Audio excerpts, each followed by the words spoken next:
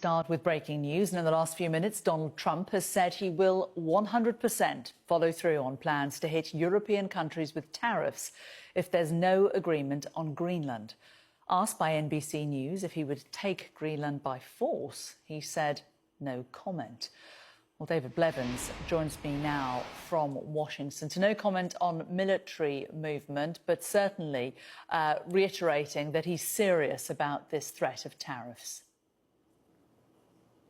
Yes, Jane. Well, things continue to escalate at an alarming rate despite the Prime Minister's attempt to take the heat out of this situation. Remember, it was just Saturday when Donald Trump first announced his plan to impose tariffs of 10% from 1st of February, rising to 25% on the 1st of June on his NATO allies who are standing in the way, he feels, of his attempt to seize Greenland. And then overnight we had this extraordinary situation where communication between the President and the Norwegian Prime Minister was released, in which Donald Trump said he'd shifted his focus from peace because he'd not been awarded the Nobel Peace Prize. And now a further escalation where he is indicating that he is not ruling out at this stage the use of force, clearly in his desire to seize Greenland. No comment, he replied when asked that question by an NBC reporter. But he is adamant in relation to his plan to impose those tariffs that they will 100%,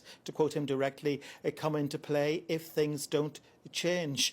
Now, I think we can safely assume the Democrats on Capitol Hill are going to see that exchange, particularly with the Norwegian Prime Minister, and also these further words as evidence that the whole threat that the President is issuing in relation to Greenland, be it tariffs or military action, is directly motivated by his grievance over not winning the Nobel Prize. In terms of how Republicans on the Hill might react, that's much harder to gauge, because, of course, for many Republican voters on the ground, this is exactly what they were promised. A strong man in the White House attempting to put the rest of the world in its place, and a president who appears to be uncompromising. So therefore, Republicans on Capitol Hill have to walk this fine line.